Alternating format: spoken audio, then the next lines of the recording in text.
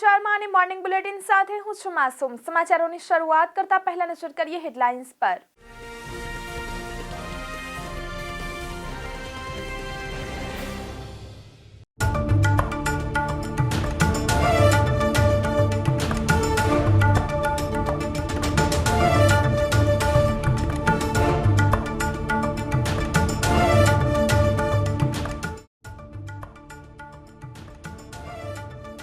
મધ્ય ગુજરાતમાં તાપમાનનો પારો ઊંચક્યો। 24 કલાકમાં અમદાવાદનું તાપમાન 5 ડિગ્રી વધ્યું। રાજ્યમાં આવતા પવનોની દિશા બદલાતા વાદળછાયું વાતાવરણ। સુરતથી 2 બાકીના શહેરથી એક બસ ઉપડશે। મહાકુંભ માટે અમદાવાદ, સુરત, રાજકોટ, વડોદરાથી એસટીની વધુ 5 બસ શરૂ થશે।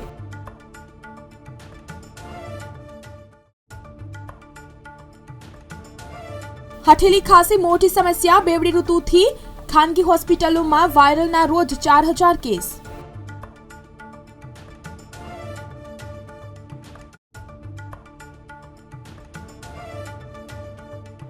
ફેબ્રુઆરીમાં જ ગરમીનો પારો 33 ડિગ્રી સુધી પહોંચી શકે। મહત્તમ અને લઘુત્તમ તાપમાન સામાન્યથી 2 ડિગ્રી વધુ રહેશે।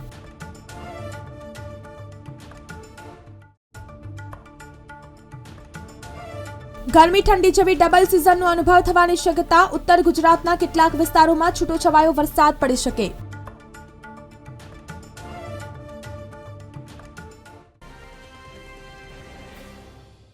કોતરપુર વોટર વર્ક્સમાં આવેલા પંપ હાઉસમાં થયેલા લીકેજને રિપેરિંગ કરવાનું હોવાથી પશ્ચિમ વિસ્તારના વાસણા, પાલડી, એલિસ બ્રિજ, નવા વાડજ, નવરંગપુર આશ્રમ રોડ, પૂર્વ વિસ્તારમાં હાંસોલ, દુધેશ્વર, ભીલવાસ, અસારવા, શાહીબાગ, ખાડિયા, જમાલપુર, શાહપુરના વિસ્તારોમાં આજે સાંજનો પાણીનો સપ્લાય આપી શકાશે નહીં।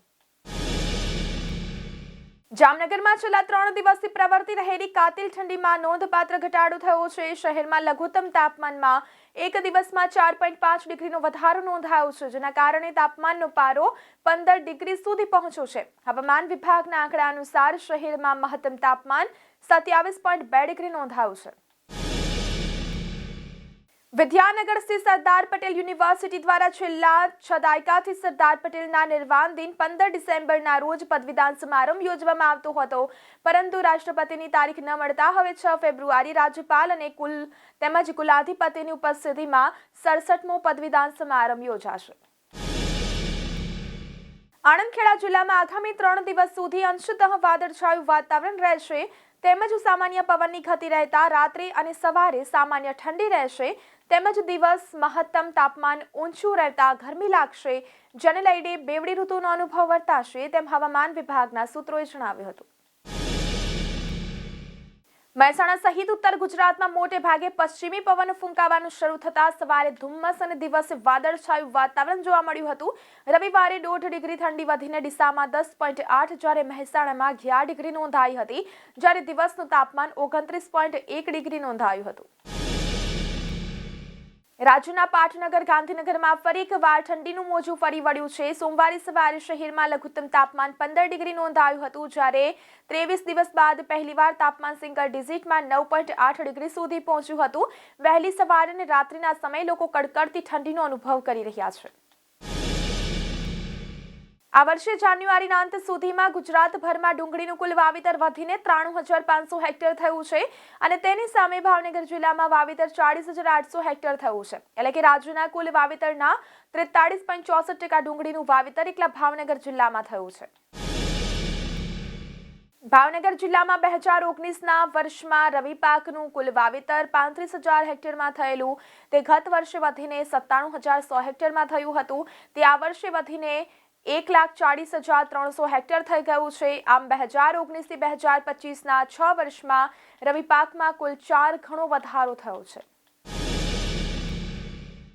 ભાવનગર જિલ્લામાં ચોમાસામાં 100%થી વધુ વરસાદ થતા તેમજ શેત્રુંજી ડેમ સહિતના જળાશયો ઓવરફ્લો થઈ જતા આ વર્ષે હવે ગોહિલવાડ પંથકમાં ઘઉંનું વિક્રમી વાવેતર થયું છે।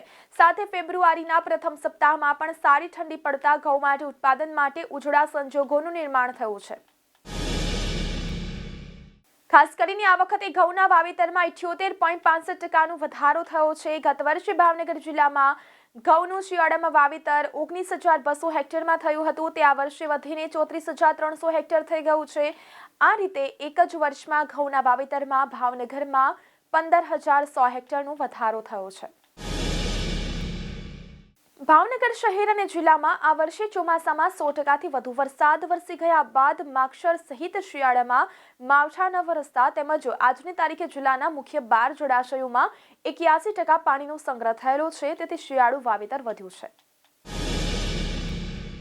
ફેબ્રુઆરી માસના આરંભ સાથે ગરમીનું પ્રમાણ વધવાને બદલે ઘટ્યું છે, જ્યારે રાત્રે અને વહેલી સવારે ફરીથી શરૂ થયેલા ઉત્તરના પવનોને લીધે ઠંડી ઘટવાને બદલે વધી છે. ભાવનગર શહેરમાં લઘુત્તમ ઉષ્ણ તાપમાન ઘટીને 15.2 ડિગ્રી સેન્ટીગ્રેડ થઈ ગયું હતું.